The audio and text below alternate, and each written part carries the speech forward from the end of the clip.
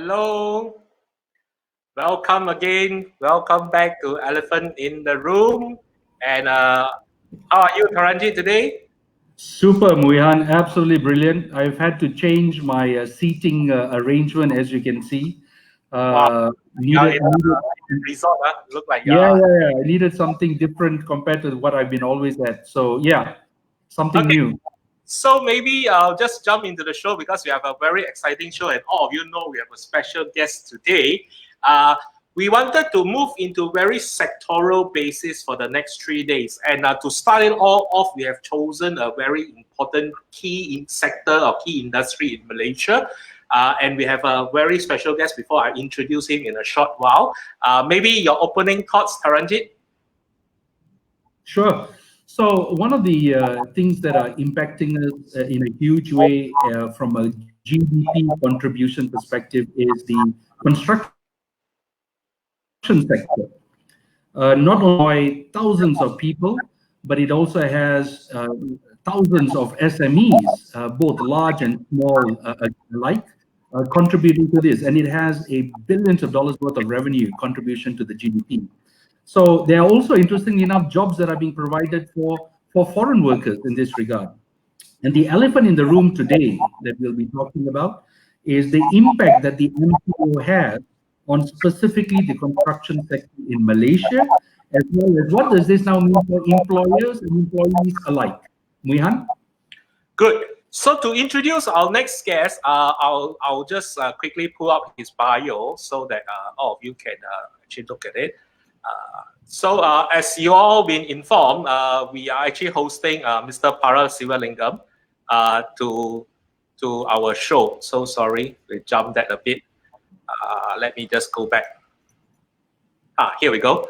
So Mr. Param is, of course, indeed independent consultant today, but he has run a very distinguished career over the last 40 years in construction. Basically, one of the most few mega projects in the Malaysia he has been involved in, from the Sprint Highway to the Smart Tunnel.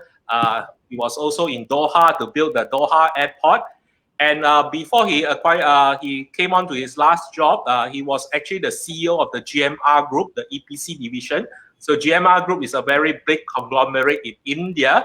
And of course, his last appointment was actually the project director for KAV MRT, the MRT line 2, the Sungai Buloh Sedang Putrajaya line. So I'd like to have a warm welcome to Mr. Param Sivalingam. How are you? Hi, I'm Moihan Taranjeet. Glad to be with you today to share my thoughts and also to all your viewers. Okay, so maybe before we get into it, I'll just want to really shout out to our viewers. Thank you for tuning in, and I see all of our fans and usual gang. Thank you for your cool support. But today I wanted to maybe just dive straight in because I think we have a lot of things to discuss. So over to you, Taranjeet. Sure. So, Param, without any further ado, let's start off with the big picture, as always. It's always nice to talk about the landscape of the construction sector. So, in your mind, in your view, having been in the environment for 40 years, what does the landscape look like in Malaysia and perhaps regionally, as the case may be? If you look at Malaysia, the construction industry contributes about 7%. It's varied from 2010 to 2018 from 7 to as high as 17%, but on average it's been about 7%. In 2018, when I looked at the CIDB annual report, they quoted a total workforce of 850,000 workers. Of course, that doesn't include the management level, which I think if I were to add in, I saw a recent report from the Malaysian Productivity Board that was 1.3 million employed. So it's quite sizable. And then I did a run for my last project for the KVMRT, and I worked out what kind of multiplier does this kind of projects really drive. And we worked out that direct multiplier is 3 times. So I think the indirect will be more. And a lot of people quote as high as 4, some say 8, but really, it's a little bit of guesswork. But just direct alone is 3 times. Okay, so that's good. That's good, and that is one of the reasons why the construction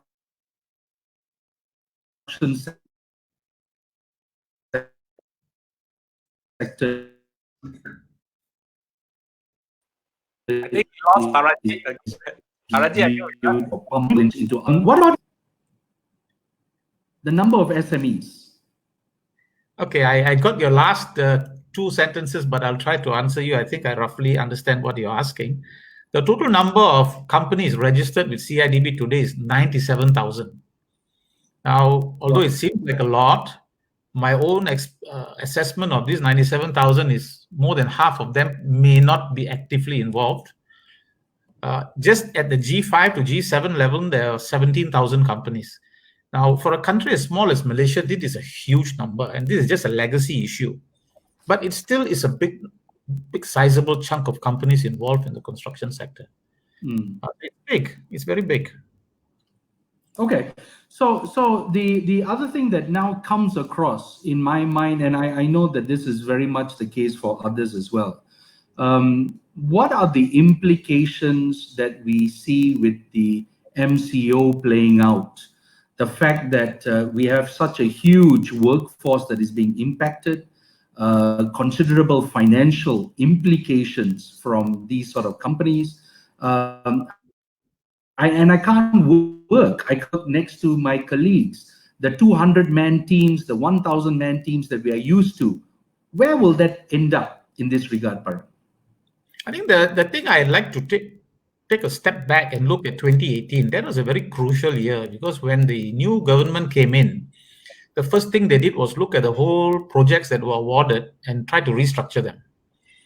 And when they went through this restructuring process, there were months when companies or contractors were not paid because throughout the restructuring period, they had to hold payment until everything was sorted out.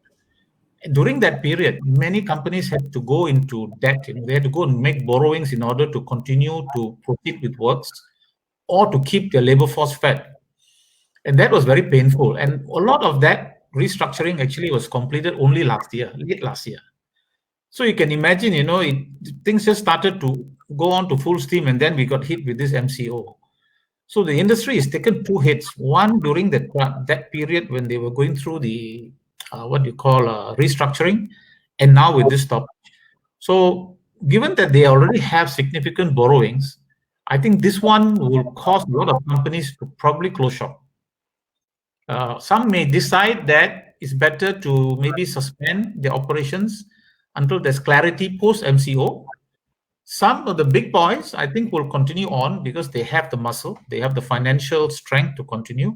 But I think the companies in the middle, the G5, G6 companies, I think that's where the biggest risk is. And it'll manifest itself most likely when we reopen. And then we'll probably have to see, what the damage will be. So I think that's a very good overarching view. And I just once again wanted to take this opportunity to welcome our audiences who have just joined us. Today, elephant in the room, we have with us Mr. Param Sivalingam, who was his last appointment was actually the project director of KV MRT Line 2. And with us, we are wanting to get him to talk about the impact of MCO as well as COVID-19 on the construction sector in that sense. So before I move on further, I just wanted maybe just to do a quick shout out to some friends as well as our viewers.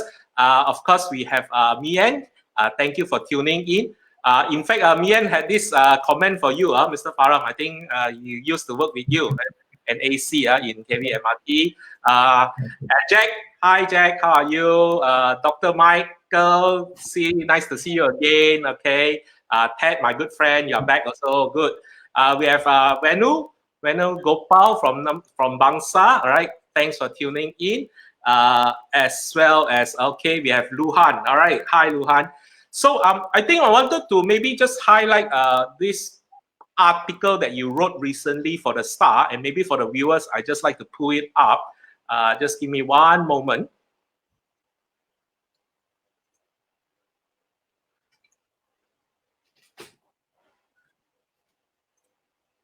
Yeah. So this, I think, is about 2 weeks back, if I'm not mistaken, Param. That you did this based on our construction industry dilemma, and I thought that was quite a very good perspective that you shared in that sense. Later on, we will put the link in the comment box so that more viewers can actually access it. So I want to get your perspective in that perspective of you saying that most of them may be struggling and maybe decide to just slow it down per se, how would that impact the entire supply chain? And we were talking about how many, I think what you were saying about 1.2 million jobs and employability along the supply chain. So in that aspect, what would be the ramifications in your perspective? For me, if I look at it, the industry is a nested industry, which means that you have a main contractor, then you will have a subcontractor, then you have suppliers, then you have labor suppliers, you have plant and equipment suppliers. So it's a very nested industry. Anything that happens at the upper level of the value chain will have an impact downstream, because once payment or there's any default of payments at the upper level, it goes all the way downstream. So you can imagine, if let's say any large contractor were to have financial difficulties or cash flow difficulties, and he can't play his supply chain, the supply chain again will go into a situation where they can't support other parts of the industry, and this has got a multiplier effect, and this is a risk. This is a risk. So my concern is, any one of these companies in the upper end of the value chain were to have difficulties, it will be felt, and it will be severe. So I'm just wondering, when everything starts again, we'll just have to keep a close eye and see. And the other issue is, we don't know how the banks are going to look at further lending, whether they're going to tighten lending or whether they're going to be a little bit easier on lending. And depending how the government really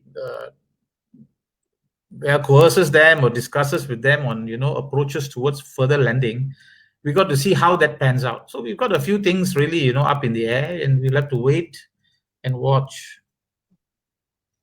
Okay, and if I can just take that and move along into the area of actual doing work. This next 18 months, 24 months is going to be quite interesting, if you ask me. We are also now becoming very aware that social distancing is absolutely required. We have the issue of at least 6 feet here and 6 feet there as required in the supermarkets and what have you. But here in the work sites, in the construction sites, we need that number of people to drive those number of machineries. So how is this going to play out, Param? How is this, in your mind, it's going to impact us from a construction site over the next 18 months? I'll do the easy one, which is the back end, the office staff, which I think is just like any other organization. There will be some social distancing required. Most likely, they will have to have some work from home options, and some who have to work in the office.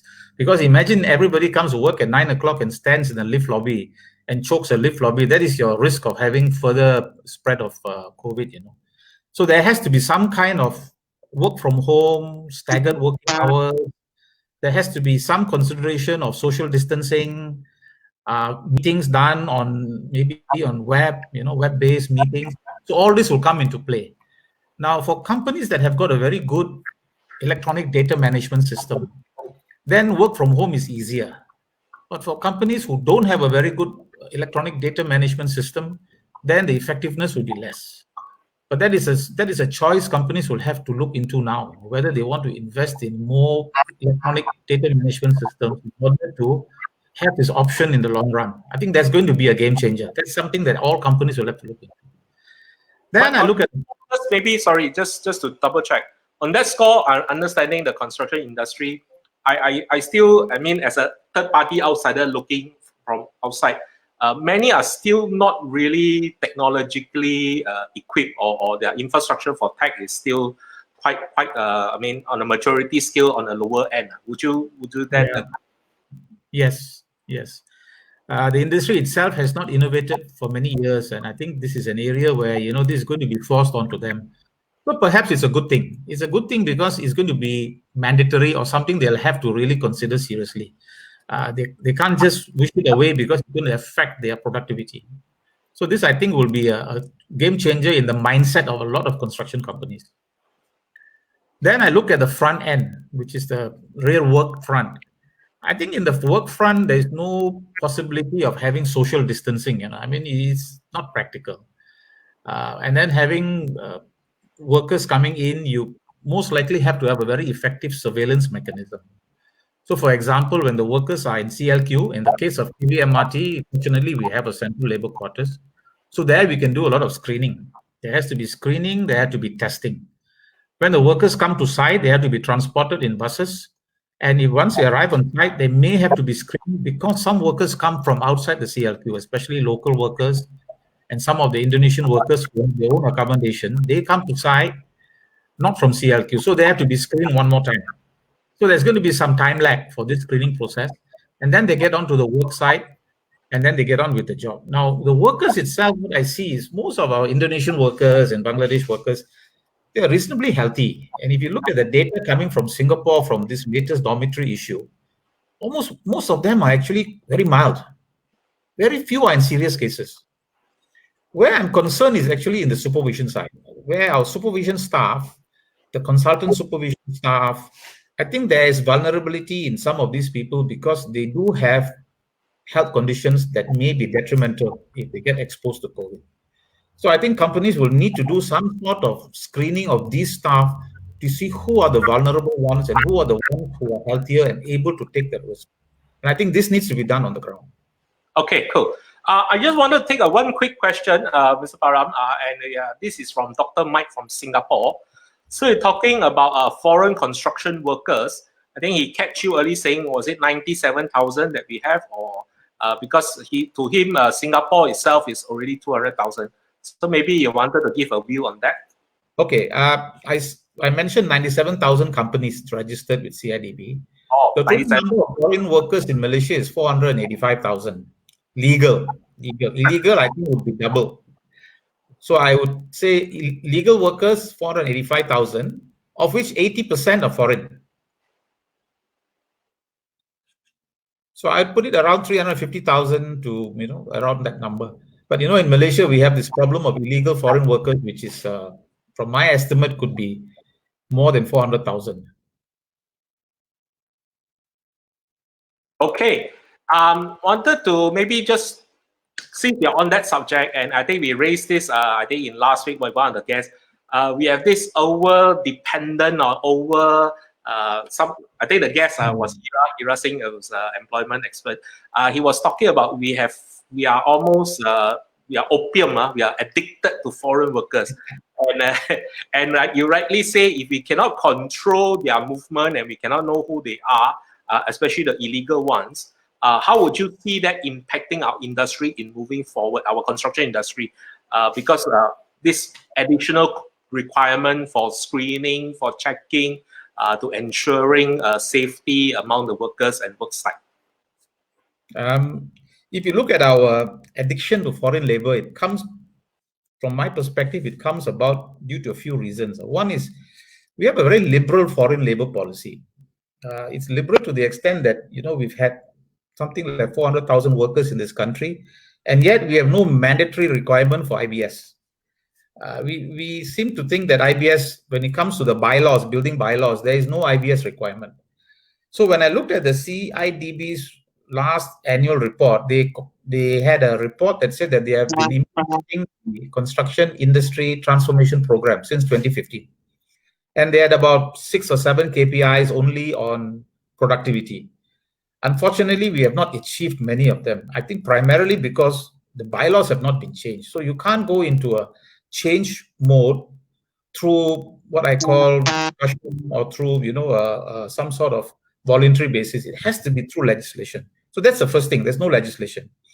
The second thing is we have a very fragmented industry. You can imagine 97,000 companies all wanting their own way. And all of them also have vested interest to go to the political master and see whether they can get what they want. So this is another issue that we have to deal with. And I think there needs to be some cleaning out of this 97,000 contractors into those who are really active and those who really don't really contribute to the industry. They need to be cleaned out, and that needs to be done. Then the fourth one I have is, sorry. No, please go ahead. Please go ahead. The fourth part I have is we have very limited R&D. We have not invested in R&D into new methods of working, into new areas in which we can go into more precasting. That has not been done very well in this country. And we have not really learned from foreigners in terms of how well it can be done. Then, of course, we have cultural issues in our country. We are not very competitive in terms of an industry. The construction industry has always been very coveted by the government. We've been looked after very well. As a result, I think our competitive level is not like what I've experienced in India or Middle East, where these guys, they are just raring to find some new way of doing things. We don't have that kind of energy in this country. So these are really our key areas that we need to really look at in order to look and see how we can really get out of this low labor cost syndrome. And today, we are looking at it, it's really costing us. It is really, Yeah. really costing. Because if these workers end up sick and they carry disease or they have COVID or illegal workers, it's going to hurt us very badly. So I think there needs to be a rethink. So this actually leads to a very nice question raised by Dr. Mike. He talked about the fact that it's not just the construction sector alone, but the entire value chain, the supply chain that we're looking at, that feeds on this construction sector and feeds to the construction sector. And that has other ramifications as well, because they are all a bit of a domino effect for all intents and purposes. So, and my last question here, cognizant of time, how do we now start to evolve moving forward, given the fact that we now have an 18-month, 24-month window to start preparing for this, because a vaccine will probably come out for all accounts within a year or 18 months. So that has an implication on how we work. So where do you, and I'm not asking you to put a crystal ball because it's anybody's guess, but actually I am. So what do you see in this crystal ball, Param? I've been reading quite a lot about this whole issue of COVID, and I think there's a lot of things that we really don't know about it. So in trying to look beyond where we are now, and I think we got to see how this virus really evolves in terms of our understanding of how it behaves. I'll give you one example. You look at reports now coming from University of Connecticut, Wuhan. They talk about the weather effect. And if you look at the data in Malaysia, we don't seem to have the kind of severity like what the UK, US has. It's quite low. Our severity level is only about 2% cases that have been required ICU or hospitalization. Our death rate is only 1.7%. So if you look at our severity, it's low. So I wouldn't like to, go into a situation where we really think the worst. I think that over time, and I'll give 6 months to see really how things evolve in case how we manage the virus. In the meantime, the industry has to really take a look at how we manage our labor force, how we risk assess all our people to make sure that the vulnerable people are covered very carefully so that we don't have vulnerable staff exposed to the virus unnecessarily. And then find ways of zoning the construction site if possible. If possible, zone the construction site in terms of how we work. Assess whether we can look at shift work in order to reduce the number of people at any one time on the site. So shift work would be one option to consider. So I think the construction industry needs to adapt. We need to go into an approach where we may need to adapt how we work. It may cost us more in the short run, but I think that if we were to do it carefully and do it in a manner where we are cognizant of the risks, then I think we have a chance to ride through this, still had our turnover, and then see how it evolves in terms of the management of the virus. Good. That's amazing suggestion, Param. Thank you for sharing that. And I think that is. And guess what, guys? We are out of time. so and all good things have come to an end. And when we started, actually, yeah. So I wanted to maybe just get Taranjeet to introduce our guest in the coming 2 days. Since let me just pull out that. So let me move that in. Okay. So yes, Taranjeet. Yes. Before we come to Sushil, Param, I just wanted to thank you, Param, for the time that you spent with us. There are a couple of things that we've certainly taken away from this session, and a couple of things here is definitely a rethinking of what construction should look like over the coming 2 years. The other one would be also how do we now manage the people on the construction sites. The way in which we had 50, 100, 200 people on the site now needs to be reshaped and rethought altogether. That has direct implication on the way we are currently managing project timelines. Will there be an implication on extension of those timelines? It'll be very interesting to see how this plays out.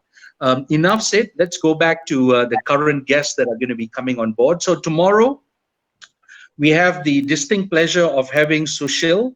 Sushil is going to be talking to us from Singapore. And Sushil Singh is a noted individual who is an entrepreneur, together with a person who is in the startup and technology line.